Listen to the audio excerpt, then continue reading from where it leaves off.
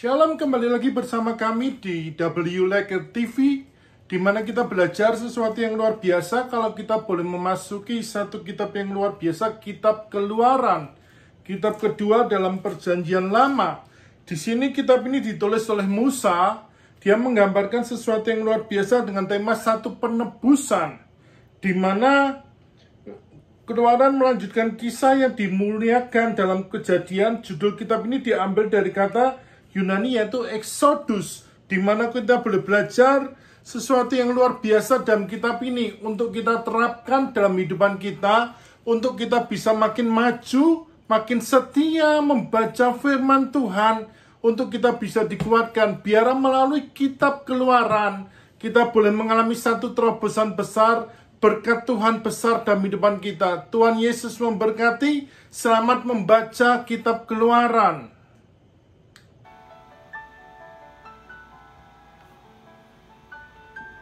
Keluaran pasal 27 mengenai mezbah korban bakaran. Haruslah engkau membuat mezbah dari kayu penaga, 5 hasta panjangnya dan 5 hasta lebarnya, sehingga mezbah itu 4 persegi, tetapi 3 hasta tingginya. Haruslah engkau membuat tanduk-tanduknya pada keempat sudutnya. Tanduk-tanduknya itu haruslah seiras dengan mezbah itu, dan haruslah engkau menyalutnya dengan tembaga. Juga harus engkau membuat kuali-kualinya, tempat menaruh abunya, dan sodok-sodoknya, dan bokor-bokor penyiramannya, garpu-garpunya, dan perbaraan-perbaraannya.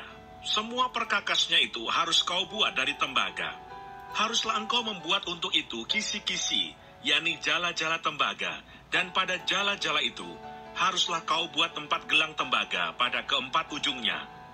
Haruslah engkau memasang jala-jala itu di bawah jalur mezbah itu, mulai dari sebelah bawah, sehingga jala-jala itu sampai setengah tinggi mezbah itu.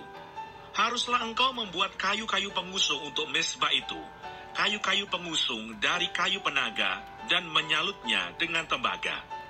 Kayu-kayu pengusungnya itu haruslah dimasukkan ke dalam gelang-gelang itu, dan kayu-kayu pengusung itu haruslah ada pada kedua rusuk mezbah itu, waktu mezbah itu diangkut.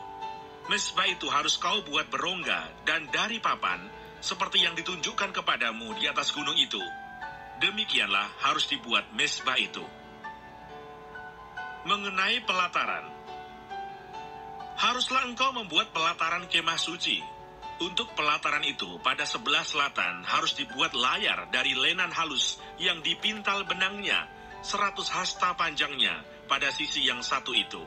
Tiang-tiangnya harus ada 20, dan alas-alas tiang itu harus 20 dari tembaga.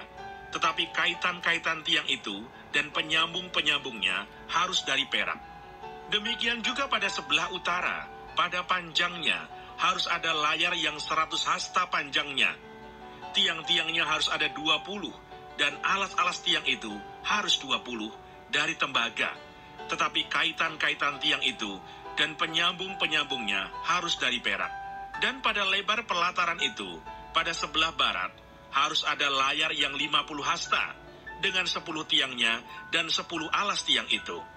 Lebar pelataran itu, yaitu bagian muka pada sebelah timur, harus 50 hasta, yakni 15 hasta layar untuk sisi yang satu di samping pintu gerbang itu, dengan 3 tiangnya dan 3 alas tiang itu. Dan juga untuk sisi yang kedua di samping pintu gerbang itu, 15 hasta layar, dengan 3 tiangnya dan 3 alas tiang itu.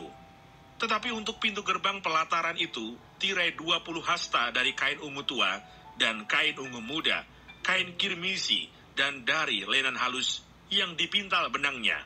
Tenunan yang berwarna-warna dengan 4 tiangnya dan 4 alas tiang itu.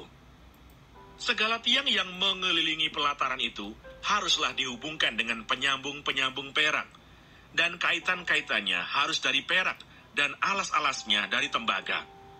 Panjang pelataran itu harus 100 hasta, lebarnya 50 hasta, dan tingginya 5 hasta, dari lenan halus yang dipintal benangnya, dan alas-alasnya harus dari tembaga.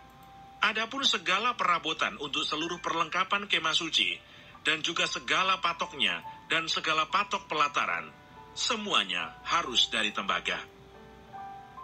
mengenai minyak untuk lampu. Haruslah kau perintahkan kepada orang Israel, supaya mereka membawa kepadamu minyak zaitun tumbuk yang murni untuk lampu, supaya orang dapat memasang lampu agar tetap menyala. Di dalam kemah pertemuan di depan tabir yang menutupi tabut hukum, haruslah Harun dan anak-anaknya mengaturnya dari petang sampai pagi di hadapan Tuhan. Itulah suatu ketetapan yang berlaku untuk selama-lamanya bagi orang Israel turun-temurun.